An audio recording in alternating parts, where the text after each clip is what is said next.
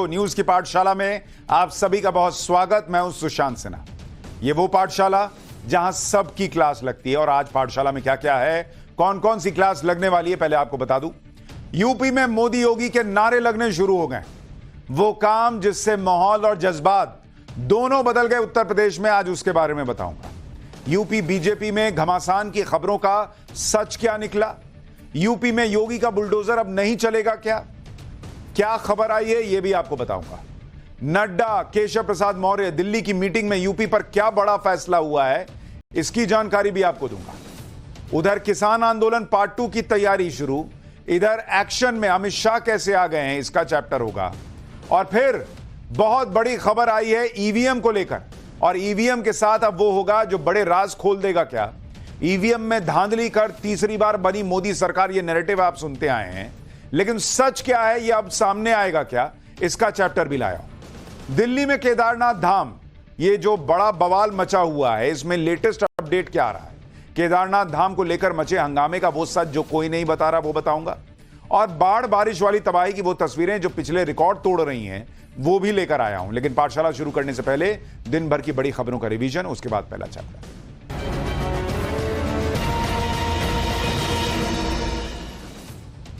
Maharashtra cadre की trainee IAS पूजा खेडकर की मुश्किलें बढ़ गई हैं।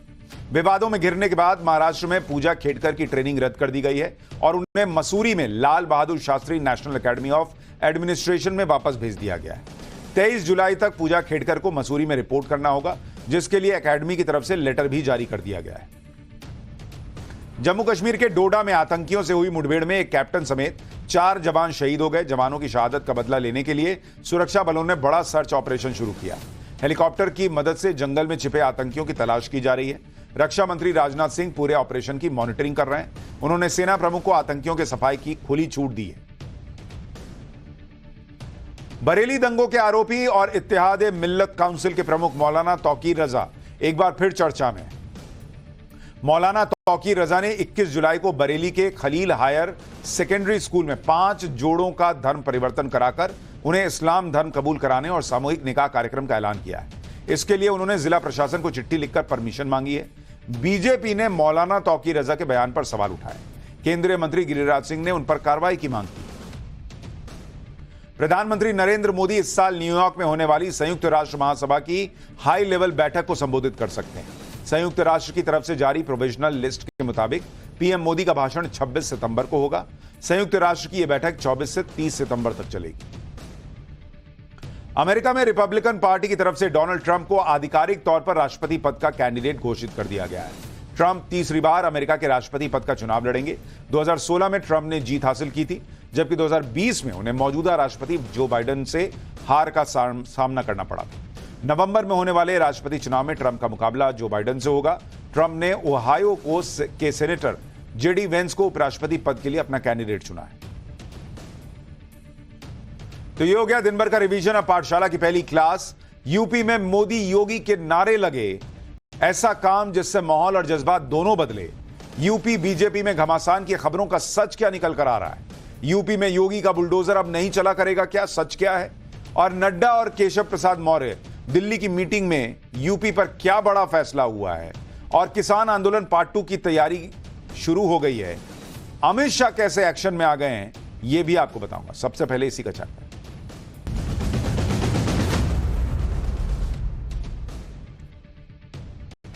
इस वक्त देश में सबसे ज्यादा चर्चा यूपी, योगी और वहां की राजनीति में मची हलचल को लेकर हो रही है। यूपी को लेकर बहुत सी बातें कही जा रही हैं। योगी आदित्यनाथ को लेकर काफी कुछ कहा जा रहा है। कुछ लोग तो यह नैरेटिव पिछले काफी दिन से फैला रहे हैं कि भाई योगी आदित्यनाथ की कुर्सी खतरे में, बीजेपी में बहुत कुछ गड़बड़ चल रहा है। लेकिन इन सारी बातों की परवाह किए बिना योगी आदित्यनाथ उन चीजों पर फोकस कर रहे हैं जिससे प्रदेश में सरकार और संगठन दोनों मजबूत। यूपी में बीजेपी की हार पर जो मंथन हुआ, जो फीडबैक मिला, उसके आधार पर योगी आदित्यनाथ सख्त फैसले भी ले रहे हैं। जहां चीजों को ठीक करने की जरूरत है, जहां जनता को राहत देने की जरूरत है, वो कर रहे हैं। जैसे आप देखिए उत्तर प्रदेश में पिछले 24 घंटे में योगी आदित्यनाथ ने लोगों को राहत देने वाले 2 बड़े फैसले कर दिए। पहला फैसला योगी आदित्यनाथ की सरकार ने यह किया कि सरकारी टीचरों को फिलहाल डिजिटल अटेंडेंस नहीं लगानी होगी। इस पर 2 महीने के लिए रोक लगा दी गई। आपको याद होगा हमने पाठशाला में यह मुद्दा उठाया था कि टीचर्स डिजिटल अटेंडेंस से नहीं भाग रहे, वो ऐप से होने वाली परेशानी से परेशान है और योगी आदित्यनाथ सरकार को यह सुनना चाहिए। और पाठशाला में इस खबर को दिखाने के बाद अब खबर यह आई है कि योगी आदित्यनाथ सरकार ने इस पर 2 महीने के लिए रोक लगा दी। कई दिनों से टीचर डिजिटल अटेंडेंस का जो विरोध कर रहे थे, उस विरोध को सुन लिया मुख्यमंत्री ने। अब डिजिटल अटेंडेंस रोकने के योगी सरकार के इस फैसले से करीब 6,09,000 शिक्षकों को फिलहाल के लिए राहत मिल गई है। दूसरा फैसला लखनऊ में बुलडोजर एक्शन को लेकर है। योगी सरकार ने भरोसा दिया है कि पंतनगर, अबरार नगर, रहीम नगर और इंद्रप्रस्थ नगर में जिन घरों पर लाल निशान लगाए गए थे, वहां बुलडोजर नहीं चलाया जाएगा। इन इलाकों में करीब 10,000 मकान है और हजारों की संख्या में लोग जो रह रहे हैं, उन्हें बड़ी राहत मिली है। यानी योगी आदित्यनाथ के इन दोनों फैसलों को अलग अलग तरीके से देखा जा रहा है। भाई, एक तो साफ मैसेज है, पब्लिक परेशान है तो मुख्यमंत्री रिएक्ट कर रहे हैं। दूसरा, योगी के विरोधी माहौल बना रहे हैं कि योगी सरकार को देखिए झुकना पड़ गया, योगी आदित्यनाथ को यू टर्न लेना पड़ गया। अरे भाई, पब्लिक बोली, सुने, इसमें क्या है? सरकारें ऐसी ही चलती हैं। योगी जनता के विरोध और विपक्ष के दबाव में आ गए, यह माहौल बनाया जा रहा है। योगी के बुलडोजर मॉडल की हवा निकल गई, यह तक कहा जा रहा है। योगी बैकफुट पर आ गए। लेकिन योगी का बुलडोजर क्या चलना बंद हो जाएगा, इसके बारे में आगे बताऊंगा। हालांकि योगी आदित्यनाथ तो खुद कह चुके हैं कि किसी को बैकफुट पर आने की जरूरत नहीं है। और जब योगी आदित्यनाथ बैकफुट पर नहीं है तो उनका बुलडोजर बैकफुट पर कैसे आ जाएगा बॉस? दरअसल आप देखिए, यूपी के मैनपुरी में भू माफियाओं के खिलाफ योगी का बुलडोजर गरज रहा है। जो आम पब्लिक है उसको राहत दी गई है, माफिया को कोई राहत नहीं है। बुलडोजर वैसे ही चल रहा है बॉस। उसकी तस्वीरें अभी आपको थोड़ी देर में दिखाऊंगा। दूसरी तरफ योगी आदित्यनाथ ने भ्रष्टाचार के खिलाफ बड़ा एक्शन लिया है। अलीगढ़ में आईएएस अफसर को सस्पेंड कर दिया है। यानी मैसेज क्लियर है कि भू माफियाओं के खिलाफ ना तो बुलडोजर पर ब्रेक लगेगी और ना ही भ्रष्टाचार के खिलाफ योगी नरम पड़े। दरअसल यूपी में लोकसभा चुनाव के बाद मुख्यमंत्री योगी आदित्यनाथ को भी जो फीडबैक मिला है, उसके आधार पर वो चीजों को ठीक कर रहे हैं। भाई, अगर फीडबैक मिल रहा है कि पब्लिक ये कह रही है, इसको सुना जाना चाहिए, तो सुना जाना चाहिए ना भाई। इसमें क्या बड़ी बात हो गई? मुख्यमंत्री सुन रहे हैं, यह अच्छी बात है। एक फीडबैक राज्य में बेलगाम अफसरशाही को लेकर भी मिल रहा था, जिसकी लगाम योगी आदित्यनाथ कस रहे हैं और यह मैसेज दे रहे हैं कि वो अपनी सरकार की वजह से यूपी बीजेपी को बैकफुट पर नहीं आने देंगे और पब्लिक को परेशानी नहीं होने देंगे। जो मैंने आपसे पाठशाला में कहा था कि भाई, सरकारें बनती कार्यकर्ताओं और लोगों की वजह से हैं, चलाते भले अधिकारी और अफसर होंगे। तो सब कुछ अधिकारी और अफसर पे छोड़ दीजिएगा तो पब्लिक तो त्रस्त हो ही जाएगी। और अब यह बात शायद यूपी की सरकार को महसूस हो रहा है। यानी ऐसा नहीं है कि जो कमियां हैं उन पर योगी आदित्यनाथ पर्दा डाल रहे हैं, बल्कि जो कमी दिख रही है उसको दूर कर रहे हैं।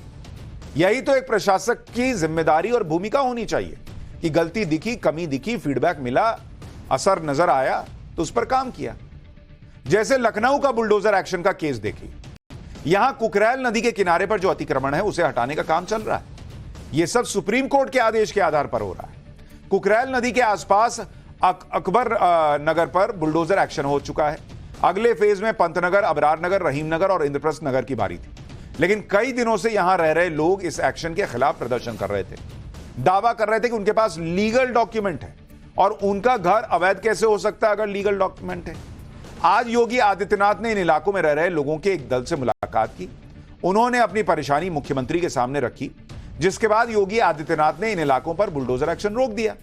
योगी आदित्यनाथ का यह फैसला आते ही इस इलाके में रहने वाले हजारों लोग खुशी से झूम उठे।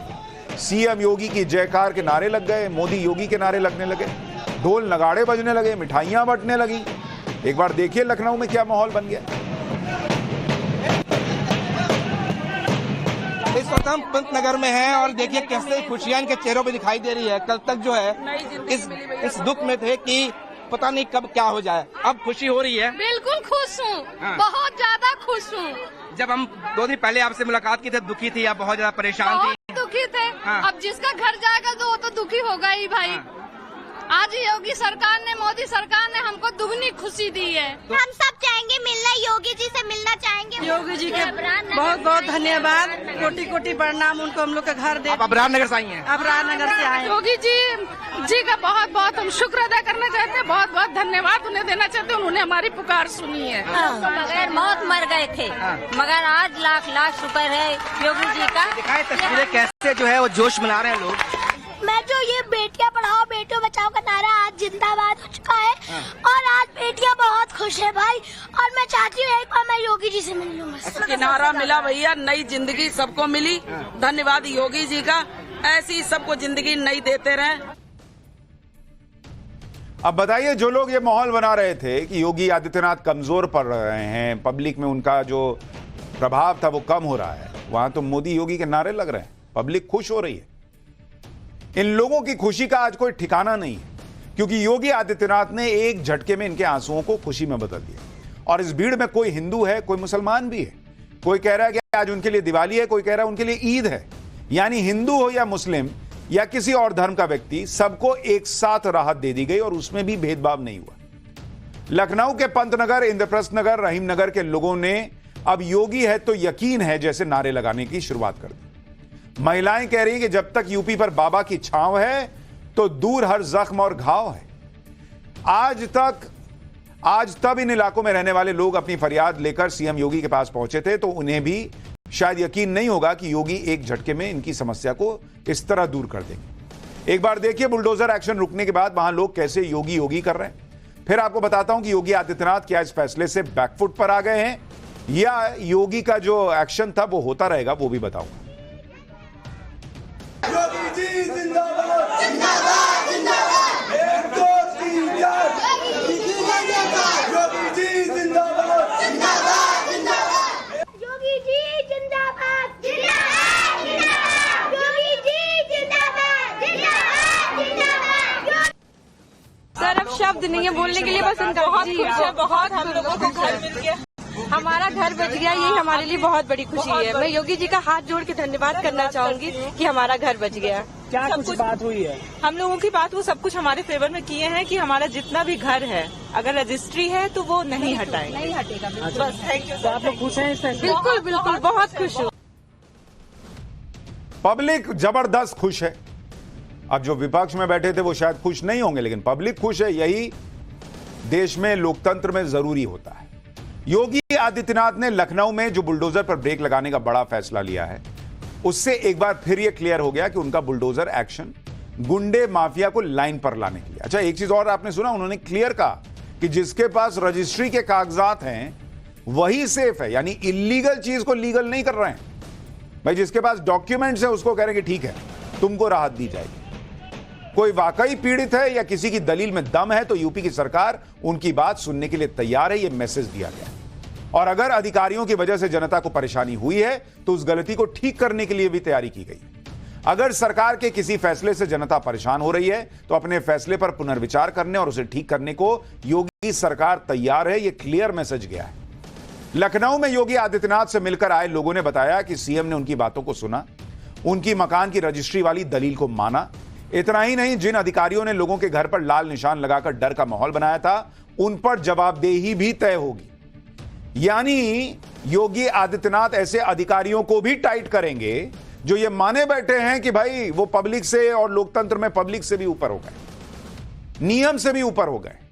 सीएम योगी ने सारे निशान को मिटाने का आदेश दिया है। अधिकारियों को कहा गया है कि वो लोगों से मिलकर उनका डर और भ्रम दूर करें। योगी आदित्यनाथ ने खुद भरोसा दिया कि हर निवासी की सुरक्षा उनकी जिम्मेदारी है, प्रभावित परिवार निश्चिंत रहे। योगी आदित्यनाथ ने यह भी भरोसा दिया कि अगर रिवर बेड में किसी प्राइवेट जमीन पर कोई निर्माण हुआ है तो उसे उचित मुआवजा देकर ही हटाया जाएगा। सीएम योगी ने भी साफ कर दिया कि ना तो कुकरैल नदी को जिंदा करने वाला प्रोजेक्ट रुकेगा और ना ही उन मकानों पर बुलडोजर चलेगा जिनकी रजिस्ट्री हुई है। दरअसल एक सच यह भी है कि सिंचाई विभाग ने एनजीटी के आदेश की दलील देते हुए दो तरह के इलाकों को चिन्हित किया, जिसमें एक है कुकरैल नदी के तल वाला इलाका और दूसरा है flood plain zone. Flood plain zone से 50 मीटर के दायरे में जो मकान आ रहे थे उन पर सिंचाई विभाग ने लाल क्रॉस वाले निशान लगाए थे। अकबर नगर की तरह ही बुलडोजर एक्शन होने की खबर थी। इसके बाद इसके जद में आने वाले रहवासियों का विरोध शुरू हुआ।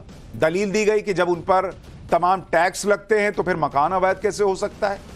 पूरी बात मुख्यमंत्री योगी आदित्यनाथ तक पहुंची तो उन्होंने तत्काल समस्या का समाधान ही कर दिया कि लो हो गया निपटारा, जाओ। सीएम योगी के इस फैसले के बाद पंतनगर, रहीमनगर में ऐसा माहौल है जैसे आज ही दिवाली आ गई। लोग कह रहे हैं कि पिछले 10 दिनों से घर में खाना नहीं बन रहा था, लेकिन आज पकवान बनाए जाएंगे। दिवाली और ईद एक साथ मनेगी। सुनिए किस तरह से घर बचने का जो जश्न मन रहा है और क्या फीलिंग है वहां पर। उसके बाद आपको दिखाता हूं कि यूपी में बीजेपी में अंतरकलह की जो बातें फैलाई जा रही हैं उसका सच क्या है। मोदी जी योगी जी को बहुत धन्यवाद देना चाहते हैं। जो सर के ऊपर तलवार लटक रही थी वो हट गई है, बहुत खुशी हो रही है, बहुत खुशी है। बस योगी जी ने छत दे दी, बस आ गए उनके। हम लोग बहुत खुश हैं और जब से हम लोग इतना खुश हैं, हम लोग 10 दिन से कोई रात दिन के रोटी नहीं चैन से खाया। जैसे नींद खुला बीपी के दवा खा लें, कोई थायराइड की दवा, कोई बुखार हो जाए। माननीय मुख्यमंत्री योगी आदित्यनाथ जी को अपने तरफ से और अपने कॉलोनी वासियों की तरफ से दिल से धन्यवाद देना चाहता हूं। जनता में जो भ्रम फैला हुआ था उसे दूर करने का काम किया और हम जनता के बीच खुशी का माहौल है। आज सभी के घरों में जो है पकवान बनेंगे, अच्छे सेवैया बनेंगी, खीर बनेंगी और सब लोग खुशी के माहौल में, क्योंकि खुशी मनाई जाएगी। बिल्कुल सर, दिवाली मनाई जाएगी। जो हम लोग 10 दिन से ज्यादा हो गए थे, लोग खा नहीं रहे थे। लोगों के घर में खाना बंद तो जाता था पर वो खाना फेंक दिया जाता था। धन्यवाद मोदी जी के, योगी जी के, हम लोग बहुत खुश है रात से। अब तो दिवाली मनेगी क्योंकि बहुत दिन से खाना नहीं बन रहा था घरों में। हाँ मनेगी बिल्कुल बहुत। अब आज हम लोग के यहाँ दीपावली भी मनाएंगे, ईद भी मनाएंगे। खुशी इतनी है कि हम लोग जाहिर नहीं कर पा रहे हैं। लखनऊ में योगी आदित्यनाथ ने बुलडोजर पर ब्रेक लगाई तो यह माहौल बनने लगा कि योगी आदित्यनाथ को विपक्ष के आगे झुकना पड़ा, अपने बुलडोजर मॉडल पर ब्रेक लगानी पड़ी। लेकिन आप देखिए आज ही मैनपुरी में बुलडोजर एक्शन हुआ है। भू माफियाओं ने जो अवैध तरीके से जमीन पर कब्जा किया हुआ था उसे हटाया गया, यानी बुलडोजर गैर कानूनी जो कब्जा है उस पर चलने से नहीं रुका है। मैनपुरी के महमूद नगर में अवैध तरीके से प्लॉटिंग कर राजस्व विभाग को लाखों रुपए का चूना लगाया जा रहा था। अवैध तरीके से विकसित हो रही कॉलोनी पर प्रशासन ने बुलडोजर चला दिया। यानी जो लोग इस भ्रम में हैं कि योगी का बुलडोजर रुक गया है, बॉस बुलडोजर नहीं रुका है, लेकिन लोगों के जिनके पास जमीन के कागजात हैं, जिनके पास घर के कागजात हैं, उनके अरमानों पे बुलडोजर नहीं चलने देंगे। योगी आदित्यनाथ ने आज यूपी के लाखों शिक्षकों को भी बड़ी राहत दी। आपको याद होगा हमने पाठशाला में यह मुद्दा उठाया था और फिर यूपी में योगी सरकार ने शिक्षकों के लिए डिजिटल अटेंडेंस पर बड़ा फैसला ले लिया। शिक्षक इस फैसले का दरअसल जब पहले फैसला हुआ था तो उसका विरोध कर रहे थे और आज इस फैसले पर 2 महीने के लिए रोक लगाने का फैसला हो गया। इस मामले में एक कमेटी भी बनाई गई है जो पूरे मामले में अपनी रिपोर्ट सरकार को देगी। यह कमेटी सभी पक्षों से बातचीत करेगी, उनकी समस्याओं को सुनेगी। जब तक कमेटी की रिपोर्ट आएगी तब तक के लिए डिजिटल अटेंडेंस पर यूपी में जो शिक्षक हैं उनके लिए रोक लगा दी गई। यानी वहां भी पब्लिक की जो समस्याएं थी उन्हें सुना गया। इतना ही नहीं, भ्रष्टाचार के मामले में भी सीएम योगी कोई नरमी बरतने के मूड में नहीं दिख रहे, बैकफुट पर जाने के मूड में नहीं दिख रहे। फिर चाहे कितना ही बड़ा अधिकारी क्यों ना हो। सीएम योगी ने आईएएस अफसर देवी शरण उपाध्याय को सस्पेंड कर दिया है। आईएएस देवी शरण उपाध्याय प्रयागराज में न्यायिक राजस्व परिषद के सदस्य थे। अलीगढ़ में पट्टों के आवंटन में गड़बड़ी सामने आने पर यह एक्शन हुआ है। आईएएस देवी शरण उपाध्याय पर अलीगढ़ में जमीन के पट्टों को मनमाने ढंग से बहाल करने का आरोप है। यानी कोई फीडबैक मिले, किसी फैसले में कमी दिखे, जनता की भलाई के लिए किसी फैसले को बदलना पड़े, सीएम योगी हर तरह से प्रयास कर रहे हैं कि पब्लिक को फायदा पहुंचे। लगातार मीटिंग पर मीटिंग कर रहे हैं, फैसले पर फैसले हो रहे हैं। जैसे सीएम योगी ने 24 घंटे के अंदर बाढ़ पीड़ितों तक मदद पहुंचाने का आदेश दे दिया। यह भी आदेश दिया है कि बिजली बकाये के नाम पर जनता का उत्पीड़न ना हो। यह भी आदेश दिया कि नोएडा, ग्रेटर नोएडा में बिल्डर बायर्स के बीच समस्याओं का समाधान तेजी के साथ किया जाए। त्योहार की तैयारियों को लेकर भी योगी आदित्यनाथ ने अधिकारियों को क्लियर मैसेज दिया है कि किसी तरह की अराजकता बर्दाश्त नहीं की जाएगी। ऐसी कोई घटना ना हो जिससे दूसरे धर्म के लोगों की भावनाएं आहत हो। यानी मोटे तौर पर कुल मिलाकर यूपी के सीएम योगी आदित्यनाथ अपनी सरकार को लेकर कोई पेंच ढीला नहीं छोड़ना चाहते। उनके सामने अगली चुनौती यूपी में होने वाले उपचुनाव की और उसके पहले ताबड़तोड़ एक्शन यूपी में होता दिख रहा है। भाई एग्जाम में नंबर कम आए तो बैठ के पढ़ाई ना करेंगे। अब पब्लिक भले माहौल बनाएगी, अरे हमारे बोलने पे उधर मोहल्ले के 4 अंकल कहने लगे कि हमारे बोलने पे देखिए पढ़ने बैठा है, हम ही लोग सुनाए तब बैठा है। अरे उसका काम छात्र का पढ़ने का है, पढ़ने बैठ रहा है, सुधार कर रहा है, रिजल्ट बेहतर कर लेगा, ये इंपॉर्टेंट है। यहां तो 99 में लोग नाचते फिर रहे हैं, कोई सुधारे नहीं दिख रहा है। खैर, यूपी में बड़ी हलचल के बीच कुछ देर पहले यूपी के डिप्टी सीएम केशव प्रसाद मौर्य ने दिल्ली आकर बीजेपी अध्यक्ष जेपी नड्डा से मुलाकात की है। और बड़ी खबर यह आ रही है कि 2 दिन पहले भी लखनऊ में बीजेपी की बैठक में बीजेपी अध्यक्ष जेपी नड्डा मौजूद थे, वहां केशव प्रसाद मौर्य भी थे। और 2 दिन बाद फिर से दिल्ली में जेपी नड्डा और केशव प्रसाद मौर्य की मुलाकात के कई मायने निकाले जा रहे हैं और यह मीटिंग सुबह से चर्चा का विषय बनी हुई है। दिल्ली में जेपी नड्डा और केशव प्रसाद मौर्य की मीटिंग को लेकर सूत्रों के हवाले से जो बड़ी खबर आ रही है, पहले आपको वो बता दूं। खबर यह आ रही है कि मीटिंग में आलाकमान ने मतभेदों को भूलकर एक साथ जुटने के लिए कह दिया है और यूपी में उपचुनाव की तैयारियों पर फोकस करने के लिए कहा गया है। उपचुनाव के नतीजे कैसे बीजेपी के पक्ष में आएंगे, इस पर भी चर्चा हुई है। यानी जो लोग ये माहौल बना रहे थे कि केशव प्रसाद मौर्य दिल्ली आए हैं, अब तो योगी जाने वाले हैं, ऐसा कुछ नहीं है। सूत्र ये कह रहे हैं कि यूपी में बीजेपी को और मजबूत करने का मैसेज दिया गया है। रविकांत हमारे सहयोगी बीजेपी दफ्तर से लाइव जुड़ रहे हैं, जो बताएंगे कि इस बैठक को लेकर और क्या जानकारी है। रविकांत, जो माहौल बन रहा था कि भाई योगी पर कोई एक्शन के लिए ये सब हो रहा है, वैसी खबरें तो सूत्र नहीं दे रहे। यहां तो लग रहा है कि यूपी में बीजेपी चीजें और ठीक करे, इसके लिए सबको साथ लाने का प्रयास हो रहा है। बिल्कुल सुशांत, अब से कुछ ही देर पहले ये बैठक खत्म हुई है। 1.5 घंटे तक जेपी नड्डा और केशव प्रसाद मौर्य की ये बैठक चली है। इस बैठक में एक तरीके से आला कमान ने ये हिदायत दी है कि जिस तरीके से पब्लिक डोमेन में आकर पार्टी के अगेंस्ट में बातें कही जा रही हैं, वो कतई सही नहीं जाएंगी। अगर आपको संगठन से, सरकार से किसी भी प्रकार की कोई शिकायत है तो आप उचित फोरम यानी पार्टी के फोरम का इस्तेमाल किया जाए। उपचुनाव होने जा रहे हैं 10 सीटों को लेकर और उन 10 सीटों में बीजेपी किस तरीके से वापसी करेगी, ये भारतीय जनता पार्टी की पहली प्राथमिकता है।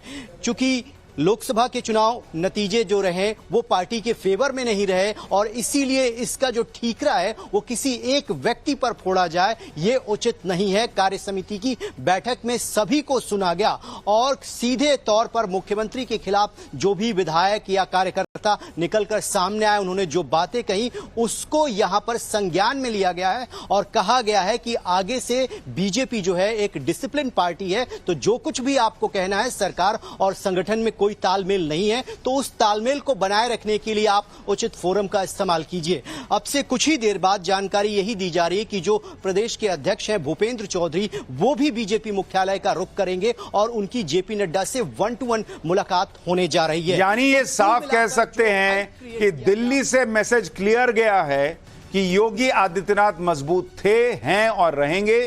किसी एक आदमी की जिम्मेदारी नहीं मानी जाएगी और ये पूरी तरह से मिलकर टीम वर्क के तौर पर इसको ठीक करना है और बाहर बयानबाजी से बचना है। ये सारी चीजें बीजेपी ठीक कर रही है यूपी में, ये निकल कर आ रहा है। और जो लोग माहौल बना रहे थे कि अरे अब तो गए योगी, वो माहौल जो है वो जाने वाला है, ऐसा लग रहा है, जो रविकांत जानकारी दे रहे हैं। रविकांत, बहुत शुक्रिया आपका इस पूरी जानकारी के लिए। यानी योगी आदित्यनाथ एक्शन में भी हैं और मजबूत भी होते हुए दिख रहे हैं। और हमने पाठशाला में आपको कहा भी था, दिखाया भी था कि नरेंद्र मोदी लगातार योगी आदित्यनाथ को का कंधा पीठ थपथपा रहे हैं, कंधे पर हाथ रखकर उन्हें आश्वासन दे रहे हैं कि हो गया, चलो ठीक है, काम करो। और नरेंद्र मोदी नी जर्क रिएक्शन देने वालों में से है नहीं कि कुछ सीटें कम हुई तो इसको हटाओ उसको हटाओ, ये नहीं होता। ये बीजेपी के लिए जरूरी भी है कि मतभेदों का नैरेटिव ना बनने पाए, क्योंकि विपक्ष तो इसी बात के लिए बैठा है कि कैसे मोदी योगी की जोड़ी को कमजोर किया जाए, कैसे यूपी को लेकर बीजेपी में मतभेद होने का माहौल बनाकर इसे इस तरह से बड़ा करके दिखाया जाए कि जैसे बीजेपी में घमासान मचा है और एक दूसरे की कुर्सी खींचना चाहते हैं सब। बीजेपी कभी नहीं चाहेगी कि विपक्ष को ऐसा मौका मिले, क्योंकि यूपी में योगी और केंद्र में नरेंद्र मोदी लगातार बेहतर काम कर रहे हैं और इसमें किसी तरह का डिस्टर्बेंस का रिस्क बीजेपी नहीं उठाना चाहेगी। क्योंकि आज ही आप देख लीजिए, आईएमएफ दुनिया के बड़े देशों की ग्रोथ रेट को लेकर जो नए आंकड़े जारी करता है, उसने आज एक नया आंकड़ा जारी किया और उसमें भारत के ग्रोथ रेट का अनुमान बढ़ा दिया है। यानी आप देखिए, जो लोग ये सोच रहे हैं कि नरेंद्र मोदी कमजोर पड़ गए, योगी कमजोर पड़ गए, ना मोदी कमजोर पड़े, ना योगी कमजोर पड़े और ना भारत के विकास की रफ्तार कमजोर पड़ी है। आईएमएफ क्या कह रहा है, सुनिए बहुत ध्यान से। 2024-25 24-25 के लिए भारत की जो ग्रोथ रेट है, जो विकास दर है, उस ग्रोथ रेट को आईएमएफ ने 7% कर दिया है, 7%। और ये दुनिया में सबसे ज्यादा है, दुनिया में नंबर 1। पहले क्या रखा था आईएमएफ ने? आईएमएफ ने कहा था कि ये 6.8% रह सकता है, उसको बढ़ाकर 7% किया है। चीन, इसके लिए आज भी चीन के लिए अनुमान 5% का है कि 5% से ऊपर ना जा पाएगा। अमेरिका, यूएस 2.6% से ऊपर नहीं जा पाएगा भाई। ब्रिटेन, ये लोग तो भाई 1% नहीं पहुंच पा रहे। ब्रिटेन का हाल ये है, ब्रिटेन 0.7% पे रहेगा, ये खबर है। कनाडा 1.3% पे रहेगा, यह खबर है। जर्मनी, उसकी विकास दर रहेगी 0.2% पर। और फ्रांस रहेगा 0.9% पर। यह है कहानी बॉस। दुनिया के बड़े बड़े देश 1% की ग्रोथ रेट हासिल नहीं कर पा रहे, और भारत के लिए आईएमएफ कह रहा है कि सर हमसे गलती हो गई, हमने सोचा आप कम चलेंगे, कम स्पीड से चलेंगे। ये मोदी जी तो 7% पे लेके जा रहे हैं, रॉकेट बनाए हुए हैं। तो उन्होंने ठीक किया है कि 6.8 से हम इसको ठीक करके 7% कर रहे हैं भारत की ग्रोथ। एक तरफ नरेंद्र मोदी देश को आगे बढ़ा रहे हैं और दूसरी तरफ सीएम योगी यूपी को आगे बढ़ा रहे हैं। ऐसी स्थिति में अगर देश के सबसे बड़े राज्य को लेकर नेगेटिव माहौल बनाया जाएगा तो फिर हालात और चुनौती बढ़ जाएगी। फिलहाल तो यूपी में बड़ी चुनौती उपचुनाव की है, जिसके लिए सीएम योगी ताबड़तोड़ एक्शन ले रहे हैं। इसके बाद बीजेपी की बड़ी चुनौती विधानसभा चुनावों की है। हरियाणा में इसी साल विधानसभा चुनाव होने वाले और वहां बीजेपी ने चुनाव अभियान शुरू भी कर दिया है। लोकसभा चुनाव में जिस तरह से पिछड़ा वर्ग और ओबीसी को लेकर इंडी गठबंधन ने भ्रम फैलाया था, उसे तोड़ने के लिए अमित शाह ने खुद कमान संभाल ली। अमित शाह आज हरियाणा के महेंद्रगढ़ पहुंचे और वहां पिछड़ा वर्ग सम्मान सम्मेलन में हिस्सा लिया। अमित शाह ने कहा कि चुनाव आते ही कांग्रेस पिछड़ा वर्ग का रट्टा मारने लगती है, जबकि कांग्रेस ने आज तक पिछड़ा वर्ग के लिए कुछ नहीं किया। अमित शाह ने कांग्रेस को चुनौती दी, कहा कि कांग्रेस अपने 10 साल और बीजेपी के 10 साल का हिसाब लेकर जनता के बीच जाए तो सच्चाई पता चल जाएगी। एक बार अमित शाह को सुनिए, फिर बताऊंगा कि हरियाणा में बीजेपी के लिए एक नई चुनौती कैसे सामने खड़ी है। हुड्डा साहब, चुनाव आता है तब बीसी की माला जपते हो। कांग्रेस पार्टी हमेशा से पिछड़ा वर्ग की विरोधी रही, ओबीसी की विरोधी रही। मैं तो हिसाब लेकर आया हूं और यहां से चुनौती देता हूं हुड्डा साहब, हमारे 10 साल और आपके 10 साल का हिसाब लेकर हरियाणा की जनता के पास जाइए। और आज मैं हरियाणा के भाजपा के एक एक कार्यकर्ता का आह्वान करना चाहता हूं, हिसाब वो क्या मांगेंगे हम लेकर जाएंगे। हुड्डा साहब सुन लीजिए, मैं बनिया का बेटा हूं, पाई पाई का हिसाब लेकर आया हूं, पाई पाई का हिसाब। लेकिन हरियाणा में विधानसभा चुनाव की तैयारियों के बीच ही चुनाव से पहले बीजेपी के लिए किसान आंदोलन की चुनौती फिर से खड़ी होती दिख रही। पंजाब और हरियाणा के किसानों ने एक बार फिर से दिल्ली कूच करने का फैसला किया है। इसी साल फरवरी में हरियाणा में जमा हुए थे किसान और दिल्ली आने की तैयारी में थे, लेकिन हरियाणा ने शंभू बॉर्डर और खनौरी बॉर्डर को बंद कर दिया, जिससे किसान आगे नहीं बढ़ पाए। आज चंडीगढ़ में किसान संगठनों ने प्रेस कॉन्फ्रेंस की और अपने इरादे जाहिर कर दिए। किसानों ने कहा कि शंभू बॉर्डर से किसान दिल्ली की तरफ कूच करेंगे। बॉर्डर पर ट्रैक्टर में तेल पानी चेक किया जा रहा है।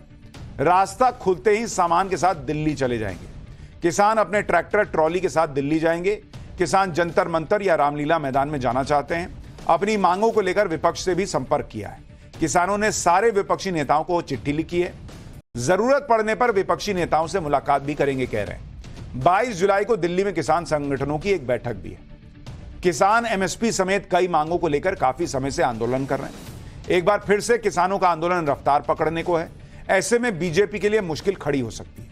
किसानों की नाराजगी चुनाव में भारी पड़ सकती है और इसीलिए बीजेपी ने अभी से हरियाणा में चुनाव को देखते हुए अपना अभियान भी शुरू कर दिया है। लेकिन सवाल यह है कि अब यह किसान आंदोलन कहां तक जाएगा? माहौल बनाने वाले, भ्रम फैलाने वाले कहां तक जाएंगे? और मोदी, योगी और शाह जिस तरह से मिलकर बीजेपी को आगे बढ़ाते दिख रहे हैं, वो जो थोड़ा बहुत भी सेटबैक है चुनावों का, उसको बहुत पीछे छोड़ देंगे। ये बहुत जल्द पता चल जाएगा। लेकिन पाठशाला में अब अगली क्लास, बहुत बड़ी खबर आई। ईवीएम के साथ अब वो होगा जो बड़ा राज खोल देगा क्या? ईवीएम में धांधली कर तीसरी बार बनी मोदी सरकार, लेकिन इसका सच क्या है वो अब सामने आएगा क्या? इस पर चर्चा।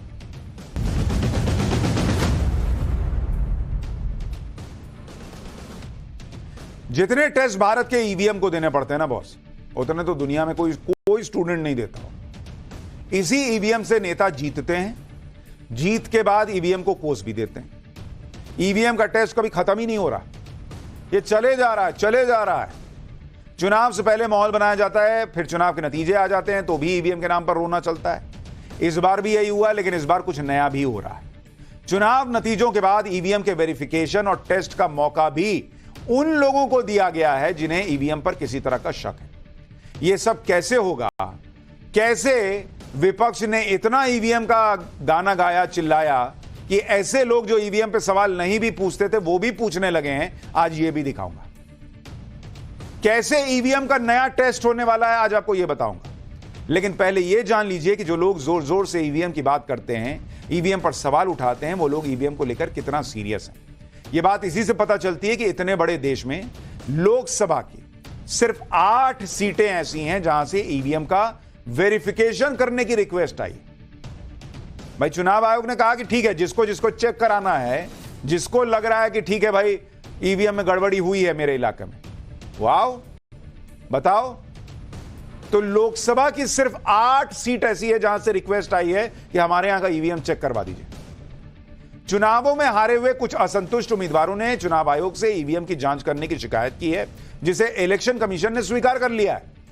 अब इलेक्शन कमीशन न केवल ईवीएम और वीवीपैट की जांच करवाएगा, बल्कि दोबारा से मॉक वोटिंग भी करवाएगा, ताकि शक की कोई गुंजाइश ही न रहे।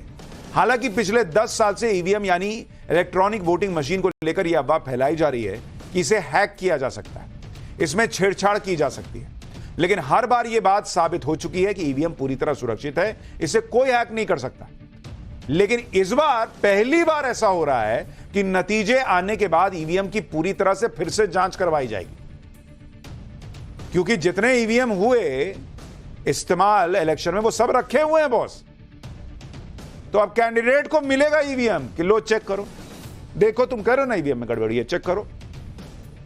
ये कैसे होगा ये समझने से पहले आप पहले वो नियम देख लीजिए जिसके आधार पर ईवीएम का नया टेस्ट होने वाला है। ईवीएम की जांच को लेकर आज इलेक्शन कमीशन ने एसओपी यानी स्टैंडर्ड ऑपरेटिंग प्रोसीजर शुरू कर दिया। इसके मुताबिक चुनाव में दूसरे और तीसरे स्थान पर आने वाले 11 उम्मीदवारों को उनके द्वारा चुने हुए मतदान केंद्रों के ईवीएम की जांच करने का विकल्प दिया गया। अब ये 11 उम्मीदवार इलेक्शन कमीशन ने नहीं चुने, ये 11 उम्मीदवार ही ऐसे हैं जो सामने आए कि भाई हमको जांच करानी है। इलेक्शन कमीशन ने बोला कि तो आ जाओ, 543 आना है, 543 आ जाओ, कोई दिक्कत नहीं। यानी उम्मीदवार को जिस पोलिंग स्टेशन पर गड़बड़ी का शक है, उसी पोलिंग स्टेशन की ईवीएम की जांच कैंडिडेट के सामने होगी। इस प्रक्रिया में इलेक्शन कमीशन उस इलाके की 5% ईवीएम की जांच करेगा। इसमें ईवीएम की बर्न मेमोरी या माइक्रोचिप्स की जांच और वेरिफिकेशन किया जाएगा। मतलब जो अंदर मेमोरी लगी है उसको जांचा जाएगा। तो जो ईवीएम बनाने वाले इंजीनियर्स है वो आएंगे और कैंडिडेट के सामने चेक करके दिखाएंगे कि देखो ठीक चल रहा है कि नहीं चल रहा है। और किसका चेक करना है वो मशीन भी कैंडिडेट चुनेगा। मतलब इलेक्शन में मान लीजिए 100 मशीन यूज हुई, 100 की 100 रखी रहेगी। चुनाव आयोग कहेगा कि लो चुनो, बताओ किस में से चेक करना है। जिस पे कैंडिडेट उंगली रखेगा उसको चेक करके दिखाएंगे कि देखो ठीक काम कर रहा है। इसके अलावा इतने पे ही नहीं, बोलेगा मान लो चिप ठीक है लेकिन वोट गड़बड़ पड़ रहा हो तो उम्मीदवार ईवीएम और वीवीपैट की पर्चियों का मिलान भी कर सकता है।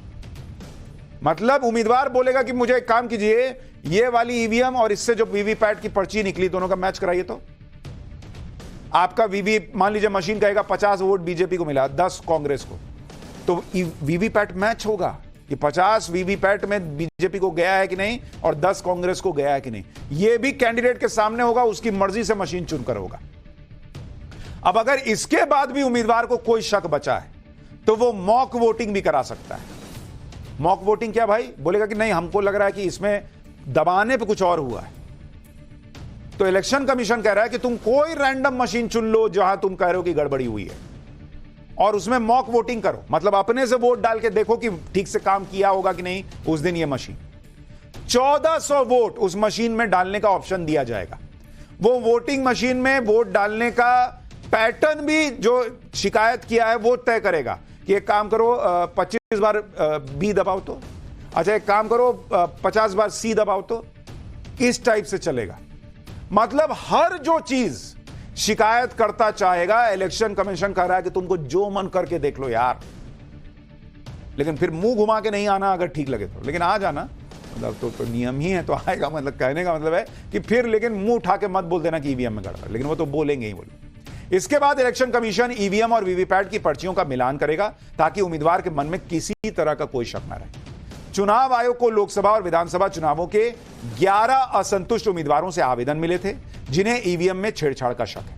इसके लिए उम्मीदवारों से हर ईवीएम की जांच के लिए 40,000 रुपए की फीस ली गई और यह फीस सुप्रीम कोर्ट के फैसले के बाद तय हुई। सुप्रीम कोर्ट ने कहा था ईवीएम चेक कराना कराओ, लेकिन 40,000 रुपया देना। अगर ईवीएम में गड़बड़ी मिली तो 40,000 रुपया वापस हो जाएगा, नहीं मिली तो 40,000 रुपया स्वाहा हो जाएगा। तो जितना ईवीएम चेक कराओगे उतने के हिसाब से 40,000 पर ईवीएम लगेगा।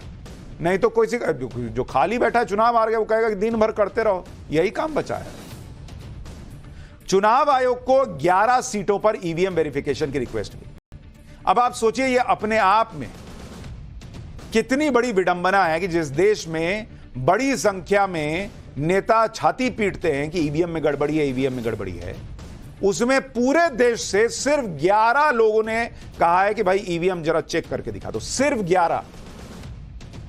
इसमें भी 8 लोकसभा के हैं और 3 विधानसभा सीटें।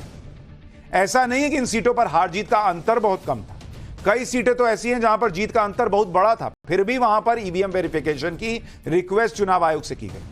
जिन 8 लोकसभा सीटों पर ईवीएम के टेस्ट की मांग की गई उसमें कौन कौन सीटें हैं सुनिए। आंध्र प्रदेश की विजयनगरम सीट है जहां टीडीपी का कैंडिडेट जीता था और वाईएसआर कांग्रेस पार्टी का कैंडिडेट हारा था। यहां पर जीत का मार्जिन 2,49,000 वोट है। इतना बड़ा मार्जिन है, फिर भी भाई कह रहा है कि नहीं चेक करा दो, तो चेक करा दो तो करो। हरियाणा की करनाल सीट जहां पर बीजेपी के मनोहर लाल खट्टर जीते और कांग्रेस के कैंडिडेट दिव्यांशु बुद्धिराजा हार गए। यहां जीत का मार्जिन 2,32,000 वोट का है। हरियाणा की ही फरीदाबाद सीट जहां पर बीजेपी के कृष्णपाल जीते और कांग्रेस के कैंडिडेट महेंद्र प्रताप हारे, यहां जीत का मार्जिन 1,72,000 वोट का था। अब सुनिए इंटरेस्टिंग बात, महाराष्ट्र की अहमदनगर सीट जहां पर शरद पवार की पार्टी का कैंडिडेट जीता और बीजेपी का कैंडिडेट हारा, यहां जीत का मार्जिन करीब 29,000 वोट का था और बीजेपी के कैंडिडेट ने भी कह दिया कि जरा मशीन चेक कराइए। यह हाल होता है नैरेटिव सेट करने का।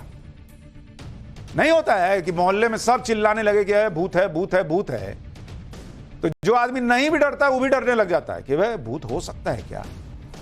अब आप सोचिए बीजेपी का कैंडिडेट भी कह रहा है कि चेक कराइए मशीन, ऐसे नैरेटिव के जाल में फंस गए आदमी। इसी तरह से तमिलनाडु की सीट विरुद्धनगर जहां पर कांग्रेस का कैंडिडेट सिर्फ 4,379 वोट से जीता है। तमिलनाडु की एक और सीट वेल्लोर जहां पर डीएमके का कैंडिडेट जीता था और बीजेपी हारी थी, वहां पर जीत का मार्जिन 2,15,000 का था। तेलंगाना की जहीराबाद सीट जहां पर कांग्रेस का कैंडिडेट जीता और बीजेपी दूसरे नंबर पर थी, वहां पर जीत का मार्जिन करीब 46,000 वोट का था। छत्तीसगढ़ की कांकेर सीट जहां पर बीजेपी का कैंडिडेट जीता और कांग्रेस हारी, यहां पर जीत का मार्जिन 1,884 वोट का था। इसी तरह से विधानसभा की 3 सीटों में 2 सीटें आंध्र प्रदेश की हैं और 1 सीट ओडिशा की है जहां पर ईवीएम के वेरिफिकेशन की रिक्वेस्ट आई हुई है। अब इस जांच के बाद यह पूरी तरह क्लियर हो जाएगा कि क्या ईवीएम के साथ कोई छेड़छाड़ की जा सकती है या नहीं। हालांकि पिछले 10 साल से लगातार ईवीएम को लेकर झूठ फैलाया ही जा रहा है, इसे हैक किया जा सकता है, लेकिन हाईकोर्ट से लेकर सुप्रीम कोर्ट में यह झूठ एक्सपोज हो चुका है। आपको याद होगा कि लोकसभा चुनावों के दौरान 26 अप्रैल को ईवीएम को लेकर सुप्रीम कोर्ट में एक याचिका लगाई गई थी, लेकिन सुप्रीम कोर्ट ने फटकार लगाते हुए इसे खारिज कर दिया। इस दौरान यह आदेश भी दिया था कि चुनाव में दूसरे और तीसरे स्थान पर रहने वाले असंतुष्ट उम्मीदवार इलेक्शन कमीशन में फीस जमा करके ईवीएम की जांच करवा सकते हैं। इसमें उम्मीदवार अपने क्षेत्र के किसी भी मतदान केंद्र से रैंडम तरीके से ईवीएम को चुन सकते हैं। इस ईवीएम में एक बैलेट यूनिट, एक कंट्रोल यूनिट और एक वीवीपैट और या पेपर ट्रेल मशीन शामिल होगी और इसकी जांच होगी। कोर्ट ने कहा, इलेक्शन कमीशन ने कहा कि ओके बॉस, करा देंगे, कोई दिक्कत नहीं। और अब वही होने जा रहा है, लेकिन विडंबना वही कि छाती सैकड़ों नेता पीटेंगे, चेक कराने मात्र 11 आए। अब ईवीएम का नया टेस्ट तो होने वाला है, लेकिन ईवीएम को लेकर विपक्ष का रोना खत्म नहीं होने वाला है बॉस। कांग्रेस के नेता दिग्विजय सिंह ने तो ट्वीट करके कह दिया कि ईवीएम के खिलाफ लड़ाई और एक स्वतंत्र, निष्पक्ष और पारदर्शी चुनाव के लिए मतदाताओं के अधिकार की लड़ाई तब तक जारी रहेगी जब तक कि मेरे हाथ में वोट ना हो। दिग्विजय सिंह आगे लिखते हैं कि मैं ये सुनिश्चित कर लूं कि मेरा वोट वहीं गया है जहां मैं चाहता था और यह भी देख पाऊं कि इसकी सही गिनती हुई। अच्छा, इतनी बड़ी बड़ी बात लिख रहे हैं, लेकिन हैरानी आपको यह जानकर होगी कि दिग्विजय सिंह ईवीएम को लेकर हाईकोर्ट में याचिका दायर करने जा रहे हैं, लेकिन इसकी शिकायत लेकर अभी तक इलेक्शन कमीशन के पास नहीं गए। ये जो इलेक्शन कमीशन कह रहा है कि आओ हम चेक करा देते हैं सारी मशीन, दिग्विजय सिंह क्यों नहीं गए? इतना इनको शक है तब जाते। अभी आ रहे हैं भाई, खुद आ रहे हैं, तो कहते कि मेरे यहां गड़बड़ी हुई है, चेक कराओ मेरी मशीन। खुद नहीं गए, ट्वीट ठोक रहे हैं। दिग्विजय सिंह का यह बयान सुनिए, इसके बाद इसके पीछे की वजह बताता हूं। मैं लगा रहा हूं आज, उसमें बेसिकली जो अविश्वास इलेक्ट्रॉनिक वोटिंग मशीन के बारे में है, जिसका कोई उत्तर न तो चुनाव आयोग दे रहा है न सरकार दे रही है, और उसमें जो सुप्रीम कोर्ट का 26 अप्रैल का जो फैसला है, उसमें भी उस फैसले को ईमानदारी से भी लागू चुनाव आयोग नहीं कर रहा है। ऐसे कई मुद्दे हैं जिनके आधार पर मैं पिटीशन लगा रहा हूं। ये लोग केस खेलेंगे, लेकिन सच साबित करने के लिए इलेक्शन कमीशन के पास नहीं जाएंगे। इलेक्शन कमीशन ने कहा था हैकाथॉन रख रहा हूं, आओ ईवीएम हैक करके दिखाओ, कोई नहीं गया। अब कह रहा है कि आओ चेक करा देता हूं, मशीन चेक कर लो। 11 लोग जा रहे हैं। अगर दिग्विजय सिंह को ईवीएम से इतनी ही दिक्कत है तो फिर उन्होंने खुद क्यों ईवीएम के वेरिफिकेशन की रिक्वेस्ट नहीं दी है? जिन 11 लोगों ने अब तक ईवीएम का टेस्ट करने को कहा है, उनमें तो दिग्विजय सिंह का नाम ही नहीं है। दिग्विजय सिंह भी पैसा जमा करवाते और अपनी सीट पर जो चाहे वो ईवीएम चेक कर लेते, लेकिन उन्होंने अब तक ऐसा नहीं किया। इसलिए सवाल उठते हैं कि ईवीएम के नाम पर क्या ऐसे नेता सिर्फ माहौल ही बनाएंगे? क्योंकि बात यह भी है कि ये वो नेता हैं जो अपने इलाके में बड़े अंतर से हारे। जो दिग्विजय सिंह ईवीएम की इतनी बात करते हैं, वो अपने ही गढ़ में हार गए, वो भी बड़े अंतर से। मध्य प्रदेश में तो कांग्रेस का पूरा सफाया हो गया। राजगढ़ सीट पर दिग्विजय सिंह की हार 1,46,089 वोट की थी, और छिंदवाड़ा में नकुलनाथ की हार 1,13,618 वोट की थी। एमपी में कांग्रेस की जो मिनिमम हार थी, उसका मार्जिन 52,000 वोट से लेकर मैक्सिमम जो वोट का अंतर रहा वो 8 लाख वोट तक रहा है। इतने बड़े मार्जिन से ये लोग एमपी में आ रहे हैं। जाते ना भाई, कहते कि मैं पूरा एमपी का चेक कराओ, हम देंगे पैसा 40,000 के हिसाब से। पैसे की कमी है। जब कांग्रेस के दिग्गज नेता 1-1 लाख के वोट के अंतर से आ रहे हैं, तो वो किस उम्मीद से इलेक्शन कमीशन के पास जाएंगे और ईवीएम की जांच करवाएंगे? नतीजे से साफ है कि कमी ईवीएम में नहीं, कमी कांग्रेस के नेताओं में। लेकिन मानेंगे कैसे? मान लेंगे तो पब्लिक पूछेगी नहीं कि बॉस आपको क्यों टिकट दे रहे हैं जब आप बार बार हार रहे हैं। दिग्विजय सिंह पिछले कई सालों से ईवीएम पर सवाल उठा रहे हैं, लेकिन इस बार लोकसभा चुनावों में यूपी के नतीजों को देखकर इन्होंने अपने सुर बदल लिए थे। यूपी में नतीजों से खुश होकर दिग्विजय सिंह कह रहे थे कि अगर ईवीएम के साथ छेड़छाड़ की जाती तो उत्तर प्रदेश में ये नतीजे सामने नहीं आते। ईवीएम को लेकर सच यही है कि चुनाव आयोग के मुताबिक ईवीएम को लेकर देश की अदालतों में अब तक 40 बार शिकायतें की जा चुकी हैं। ये शिकायतें हाईकोर्ट से लेकर सुप्रीम कोर्ट में की गई, लेकिन हर बार ये शिकायतें गलत साबित हुई और ईवीएम पर झूठ का एजेंडा एक्सपोज हुआ। ईवीएम को लेकर यह कई बार साबित हो चुका है कि ईवीएम का किसी बाहरी डिवाइस या सिग्नल से कोई लेना ही देना नहीं है, और इसलिए ईवीएम ओटीपी से अनलॉक नहीं हो सकता। ईवीएम एक स्टैंडअलोन सिस्टम है, ये किसी भी डिवाइस जैसे मोबाइल, टैबलेट, लैपटॉप या कंप्यूटर से कनेक्ट नहीं हो सकता। इसके अलावा ईवीएम को प्रोग्राम करने या अनलॉक करने के लिए किसी वन टाइम पासवर्ड यानी ओटीपी की जरूरत नहीं है, और ना ही इसे हैक किया जा सकता है। लेकिन यह सच ईवीएम पर झूठ फैलाने वालों के दिमाग में घुस ही नहीं रहा, और घुस भी रहा है तो वो घुसने देना नहीं चाहते। अच्छा, ऐसा भी नहीं है कि मान लेंगे, इनका रोना पीटना कम नहीं होगा चाहे कितना भी टेस्ट हो जाए। मैं तो ये खबर आपको इसलिए बता रहा हूं कि पब्लिक को पता रहना चाहिए कि ये हो रहा है। ये लोग तो फैलाएंगे ही कि ईवीएम में गड़बड़ी है, क्योंकि भाई ईवीएम में गड़बड़ी नहीं बोलेंगे तो पब्लिक इनसे सवाल पूछेगी कि आप कैसे हार गए, आप कैसे हमारे आला कमान हो, आपकी सीटें नहीं आती, आप हटते क्यों नहीं हो। तो ईवीएम पे डाल देंगे ये लोग। आपको पता रहना चाहिए कि ईवीएम कितने तरह के टेस्ट से पाक साफ होकर निकल रहा है। लेकिन ये लोग क्या बोलते रहेंगे, आप सुनिए इनका पुराना बयान सुनिए, अखिलेश यादव ने संसद में क्या कह दिया। अध्यक्ष महोदय, ईवीएम पे मुझे कल भी भरोसा नहीं था, आज भी नहीं भरोसा। मैं 80 के 80 सीट जीत जाऊं तब भी नहीं भरोसा। और मैंने अपने चुनाव में कहा था अध्यक्ष महोदय, ईवीएम से जीत करके ईवीएम हटाने का काम करेंगे। न ईवीएम का मुद्दा मरा है, न जाएगा खत्म। जब तक ईवीएम नहीं हटेगी हम समाजवादी लोग उस बात पर अड़ग रहेंगे। इसलिए नेता ईवीएम पर वही बोलते रहेंगे, आप लिख कर ले लीजिए जो वो पहले बोल रहे हैं।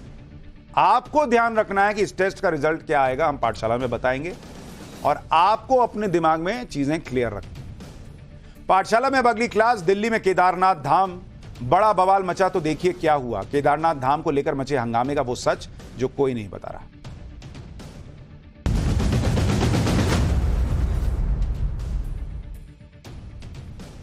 उत्तराखंड को देवभूमि कहते हैं क्योंकि उत्तराखंड में बद्रीनाथ केदारनाथ जैसे धाम है।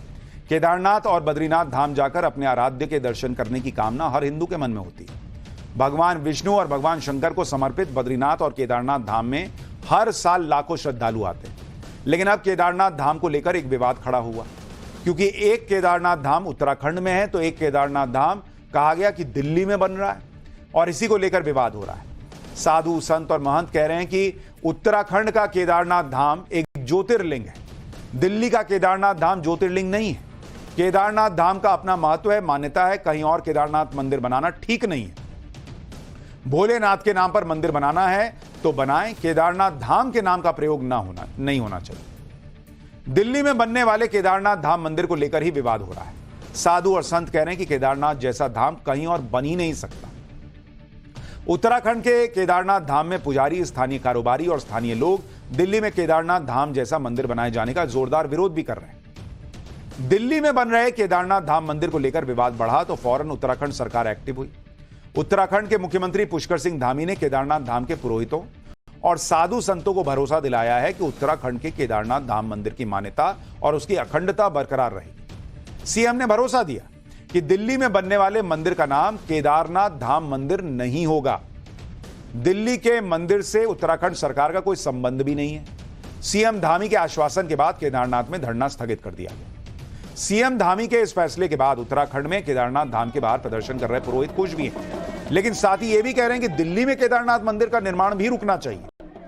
अब यहां क्या हो रहा है दिल्ली में वो भी बताऊंगा, लेकिन पहले एक बार सुनिए कि दिल्ली में बन रहे मंदिर के ट्रस्ट ने क्या सफाई दी। मुख्यमंत्री जी ने हमें पूरा आश्वासन दिया है, श्री केदारनाथ धाम जो बुराड़ी में बनने जा रहा है ये नाम उन्होंने तत्काल हटा दिया है। यदि रोतेला जी ने जबरदस्ती कर दिया है तो हम लोग कोर्ट भी जा सकते हैं, और हम तब तक आंदोलन तोड़ेंगे नहीं जब तक जो है इन्होंने ये जो केदार का स्वरूप है और जो केदारनाथ के नाम से जो मंदिर बुराड़ी में बन रहा है तत्काल उनको ये स्वरूप बंद करना होगा। तो ये केदारनाथ में जो साधु संत है वो कह रहे हैं। अब दिल्ली में बन रहे केदारनाथ मंदिर ट्रस्ट ने भी पूरे विवाद पर सफाई दी। मंदिर ट्रस्ट के अध्यक्ष ने कहा कि अगर केदारनाथ धाम का इस्तेमाल करने से किसी की भावना को ठेस पहुंची तो वो नाम बदलने को तैयार है, और इसकी प्रक्रिया शुरू भी कर दी गई। सुनिए एक बार फिर बताता हूं इस पूरे विवाद की शुरुआत हुई कैसे। हमें जब से पता चला है मीडिया के थ्रू या अखबारों के थ्रू कि कुछ लोगों को आपत्ति है कि ये केदारनाथ धाम नहीं होना चाहिए, केदारनाथ मंदिर नहीं होना चाहिए, यदि कि जिन श्रद्धालुओं को या पुरोहितों को या किसी समाज को हमारी इस नाम से आपत्ति है, ये वो आहत हुए हैं, तो हम जरूर इसके लिए नाम के लिए हम अपनी कमेटी में बात कर ली है, हम नाम चेंज करने की प्रक्रिया शुरू कर रहे हैं। इस पूरे विवाद की शुरुआत इसी महीने 10 जुलाई को दिल्ली के बुराड़ी में 10 जुलाई को श्री केदारनाथ धाम मंदिर का भूमि पूजन किया। इस मंदिर का मॉडल बिल्कुल केदारनाथ धाम की तर्ज पर तैयार किया गया है, जो अभी आप स्क्रीन पर देख रहे थे। मंदिर के भूमि पूजन के कार्यक्रम में उत्तराखंड के मुख्यमंत्री पुष्कर सिंह धामी भी मौजूद रहे। उन्होंने कहा कि दिल्ली में बाबा केदार के मंदिर के निर्माण से कई शिव भक्तों की मनोकामना पूरी होगी और सनातन संस्कृति की को लेकर जो आस्था है वो और मजबूत होगी। वहीं मंदिर का निर्माण करने वालों ने कहा कि जो बुजुर्ग केदारनाथ धाम नहीं जा पाते उन्हें अब दिल्ली में बाबा के दर्शन करने का मौका मिल जाएगा। लेकिन जब मंदिर के निर्माण को लेकर विवाद शुरू हुआ तो मंदिर ट्रस्ट से जुड़े लोगों ने सफाई दी कि केदारनाथ धाम नहीं बल्कि मंदिर है ये। दिल्ली के बुराड़ी में बन रहे मंदिर से एक रिपोर्ट देखिए। उसके बाद आपको बताता हूं कि केदारनाथ धाम के मंदिर और इस मंदिर में क्या फर्क है और आगे की बात बताऊंगा। दिल्ली में इस तस्वीर के साथ एक विवाद खड़ा हो गया है कि उत्तराखंड के लोग ये कह रहे हैं कि दिल्ली के अंदर केदारनाथ मंदिर नहीं बन सकता। ये तस्वीर, ये स्ट्रक्चर दिल्ली में बनने वाले केदारनाथ मंदिर की है। और इसी के साथ एक तस्वीर और दिखा देता हूं कि उत्तराखंड के मुख्यमंत्री पुष्कर धामी यहां पहुंचे थे। सामने लिखा हुआ है केदारनाथ दिल्ली धाम और यहां पर पूरा भूमि पूजन किया गया। उसकी भूमि पूजन की भी तस्वीर मैं आपको दिखा देता हूं।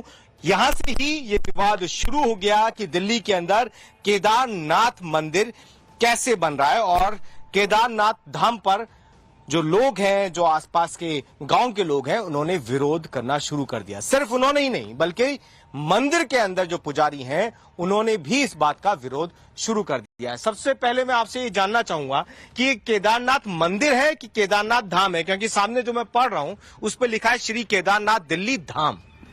ये केदारनाथ जी का मंदिर है। ये हमारी ट्रस्ट का नाम है, श्री केदारनाथ दिल्ली धाम। अब दिल्ली में बन रहे केदारनाथ धाम मंदिर का विरोध करने वालों के तर्क भी जान लीजिए। भाई, उनका कहना है कि दिल्ली में केदारनाथ मंदिर का निर्माण धार्मिक परंपराओं के साथ खिलवाड़ है। केदारनाथ धाम की अखंडता और महत्व को बनाए रखना चाहिए। ज्योतिर्लिंग दिल्ली कैसे पहुंच सकता है? शास्त्रों में बाबा केदार का वास हिमालय में बताया गया है, उन्हें दिल्ली में कैसे स्थापित किया जा सकता है? इन्हीं तर्कों के साथ केदारनाथ धाम के पुजारी और दूसरे लोगों ने दिल्ली में बन रहे केदारनाथ धाम मंदिर के खिलाफ मोर्चा खोला। विरोध करने वालों का क्या कहना है सुनिए, फिर आपको बताऊंगा शंकराचार्य स्वामी अभिमुक्तेश्वरानंद सरस्वती ने इस विवाद पर क्या कह दिया। सबसे पहले मैं ये समझना चाहूंगा कि ये जो तस्वीर मैं सामने देख रहा हूं मंदिर की, ये किस तरीके से आपने पूरा स्ट्रक्चर तैयार किया है और केदारनाथ धाम जो कि केदारनाथ में है उसमें और इस वाले मंदिर में क्या अंतर है, उस धाम में और इस मंदिर में? देखो जी, वो तो पहाड़ पे बना हुआ है। जब घंटा गूंजता है तो आवाज गूंजती है। यहाँ दिल्ली में तो कहाँ गूंज पाएगी इतनी आवाज, लेकिन दूसरा इसमें बेसमेंट बनेगा। वहाँ कोई बेसमेंट नहीं है पहाड़ों के अंदर। और यहाँ की जो ये आपने देखा है, यहाँ इसकी सीढ़ियाँ ये बिल्कुल अलग है, वहाँ पे कोई बिल्कुल अलग है। तो कोई हमारा विरोध ये है, हम मंदिर बनाओ, हम चाहते हैं मंदिर बने, लोग मंदिर में पूजा करें, लोग सनातनी बने। लेकिन केदार के धाम पे जो है, जो ट्रस्ट आपने बनवाया है, ये लूट खसोट के लिए, इसका जो है केदार सभा ज्योतिर्मठ के शंकराचार्य स्वामी अभिमुक्तेश्वरानंद ने दिल्ली में बन रहे केदारनाथ धाम मंदिर के विरोध को सही ठहराया। उन्होंने कहा कि हिंदू धर्म में 12 ज्योतिर्लिंग हैं और उनका स्थान तय है। सुनिए शंकराचार्य को एक बार। हम आप सबसे अनुरोध करना चाहेंगे कि इस तरह के विचार को त्याग दीजिए। किसी और रूप में, किसी और नाम से भगवान की आराधना करिए, वहां पर बहुत दिव्य भव्य मंदिर बनाइए, उसमें लोग आकर्षित हों, उसमें कोई बाधा नहीं है। लेकिन केदारनाथ या केदारेश्वर के नाम से अगर आप कोई मंदिर बनाते हैं और कहते हैं कि जो केदारेश्वर हिमालय वाले में नहीं जा सकेगा वो यहीं आ जाए, इस तरह की जो बात है वो बिल्कुल अनुचित है। इसको त्याग करके इस विचार को भगवान की आराधना के लिए जो सही मार्ग है उसको सब लोगों को अपनाना चाहिए। हालांकि ऐसा नहीं है कि इससे पहले देश के बड़े धाम और मंदिरों की रेप्लिका या उनकी तरह दिखने वाले मंदिर नहीं बनाए गए। इंदौर में पहले से ही केदारनाथ धाम जैसा दिखने वाला मंदिर बना हुआ है। पुरी के जगन्नाथ मंदिर की तरह दिखने वाले मंदिर दिल्ली, वाराणसी और चेन्नई में बनाए जा चुके हैं। इसी तरह वैष्णो देवी के जैसे दिखने वाले मंदिर पुणे, हरिद्वार, ओडिशा के सुंदरगढ़ और मध्य प्रदेश के विदिशा में बनाए गए। मुंबई में बद्रीनाथ धाम जैसा दिखने वाला मंदिर ऑलरेडी बना हुआ है। यानी ऐसा पहली बार नहीं हो रहा था। लेकिन अच्छी बात यह है कि विवाद खत्म हो गया है। नाम को लेकर विवाद था, नाम बदला जा चुका है और सनातन की ताकत मजबूत होनी चाहिए, विवाद मजबूत नहीं होना चाहिए। पाठशाला में बाधे हिंदुस्तान में बारिश और बाढ़ से मची तबाही की डरा देने वाली तस्वीरों का चैप्टर। बाढ़ बारिश वाली तबाही की वो तस्वीरें जो पिछले रिकॉर्ड तोड़ रही हैं।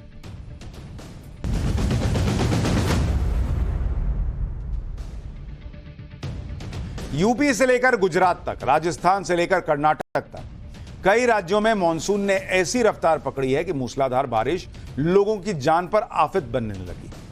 नदी नाले उफान पर हैं। जिन सड़कों पर गाड़ियां फर्राटा भरती थी वहां नदी बहती हुई नजर आती।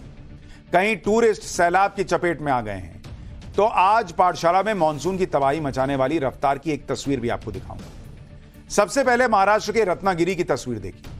रत्नागिरी के दापोली इलाके में पिछले कुछ दिनों से लगातार हो रही बारिश की वजह से पहाड़ का बड़ा हिस्सा टूट गया। ऐसा लगा जैसे पूरा पहाड़ ही मलबे के साथ बहने लगा। पहाड़ से अचानक आया मलबा अपने रास्ते में आने वाली हर चीज को बहाता ले गया। पहाड़ी के सामने आने वाले लोग लैंडस्लाइड की इस खौफनाक तस्वीर की वजह से दहशत में आ गए। महाराष्ट्र के नासिक में मूसलाधार बारिश की वजह से आई आफत की भी ये तस्वीर देख लीजिए। अचानक भारी बारिश होने की वजह से नासिक के पास अंजनेरी झरने में सैलाब सा आ गया और यहां घूमने पहुंचे 20 से ज्यादा टूरिस्ट आप देखिए कैसे फंस गए सैलाब में। ये टूरिस्ट झरने में बारिश का मजा लेने के लिए पहुंचे थे, लेकिन झरने में आए सैलाब की वजह से हालात इतने बिगड़ गए कि इन लोगों को बचाने के लिए फॉरेस्ट डिपार्टमेंट को 6 घंटे तक रेस्क्यू ऑपरेशन चलाना पड़ा। किसी तरह से ह्यूमन चेन बनाकर ये लोग नीचे उतर पाए। गनीमत रही कि उतर गए, नहीं तो कितने ही ऐसे वीडियो आए हैं कि लोग बह गए हैं।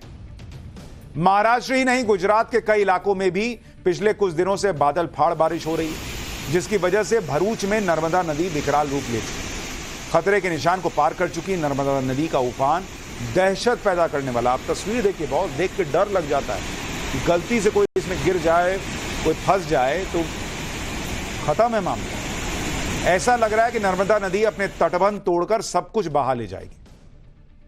गुजरात के नर्मदा जिले में भी लगातार हो रही बारिश की वजह से नदी नाले उफान पर है। बताया जा रहा है कि यहां सिर्फ 2 घंटे के अंदर 5 इंच से ज्यादा बारिश हो गई, जिसकी वजह से शहर में हर तरफ पानी ही पानी दिख रहा है। सड़कों में कमर तक पानी भर गया है। अब मध्य प्रदेश के खरगोन की तस्वीर दिखा रहा हूं। भारी बारिश की वजह से खरगोन से गुजर रही बांकुर नदी जबरदस्त उफान पर है। नदी का पानी सड़क से होकर बहने लगा है। पानी का बहाव इतना तेज है कि सड़क के किनारे खड़ा नगर पालिका का टैंकर नदी में समा गया। पानी का बहाव इतना तेज था कि भारी भरकम टैंकर खिलौने की तरह बह रहा है और नदी में पानी इतना बढ़ गया कि काफी तलाश के बाद भी टैंकर का कोई अता पता नहीं लग पाया।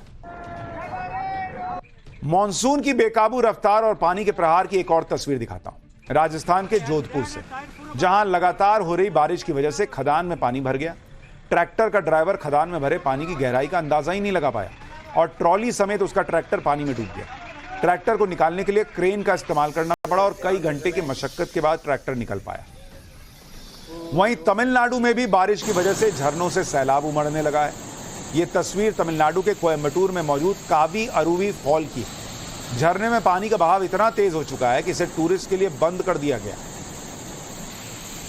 और आसपास बनी सीढ़ियां भी पानी में पूरी तरह से डूबी हुई नजर आ रही। कावी अरुवी फॉल की एक और तस्वीर देखिए। झरने में पानी का लेवल इतना ज्यादा है कि ऐसा लग रहा है जैसे झरना नहीं बल्कि पहाड़ से कोई बड़ी सी नदी निकल रही। देखिए ना आप, ये झरना लग रहा है, ये तो लग रहा है नदी बह रही है। ऐसा ही हाल कर्नाटक के मशहूर जोग फॉल्स का भी है।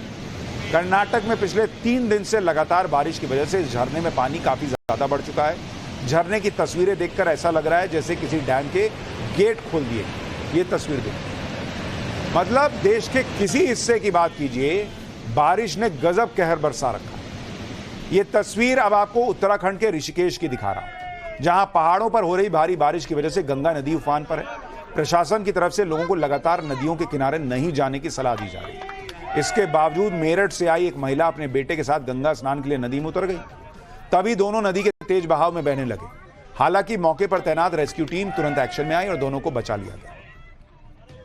तो थोड़ा लोगों को भी ना, जब लोग कहते हैं, प्रशासन कहता है कि भाई मत जाइए, तो सुनिए, क्योंकि हर आदमी को लगता है नहीं मेरे साथ थोड़ा ही होगा। भाई जब दूसरे के साथ हो सकता है तो आपके साथ क्यों नहीं हो सकता। बिहार में भी कई इलाके बाढ़ की चपेट में आ चुके हैं। लगातार हो रही बारिश की वजह से गंडक, कोसी जैसी नदियां उफान पर हैं। नदी किनारे बसे कई गांवों में पानी घुस चुका है। लोग घर छोड़कर सड़कों के किनारे रहने को मजबूर हो गए। गांव तक पहुंचने के लिए बनी सड़कें पानी में डूब गई हैं। सिर्फ नाव ही लोगों के पास अपने घरों तक पहुंचने का इकलौता जरिया बन गया है। इसी तरह यूपी में कई इलाके भारी बारिश की वजह से बाढ़ की चपेट में। यूपी के गोरखपुर की तस्वीर देखिए, जहां राप्ती नदी खतरे का निशान पार कर चुकी है, जिसकी वजह से निचले इलाके पानी में डूब गए। राप्ती नदी में पानी का लेवल बढ़ने से 50 से ज्यादा गांव पानी में डूबे नजर आ रहे हैं। सड़कों और घरों के आसपास पानी ही पानी दिख रहा है। बाढ़ पीड़ितों की मदद के लिए एनडीआरएफ की तैनाती की जा चुकी है। प्रशासन की तरफ से राशन बांटा जा रहा है। गोरखपुर में लोग राप्ती नदी में आए सैलाब से बेहाल हैं। उधर हरदोई में हर्रा नदी की बाढ़ की वजह से 100 से ज्यादा गांव पानी में डूब गए। हर तरफ पानी ही पानी दिख रहा है। मध्य प्रदेश में कई इलाकों में मानसून रफ्तार पकड़ चुका है। उज्जैन की तस्वीर देखिए, जहां कुछ दिनों से हो रही भारी बारिश की वजह से शिप्रा नदी में पानी का लेवल बढ़ गया।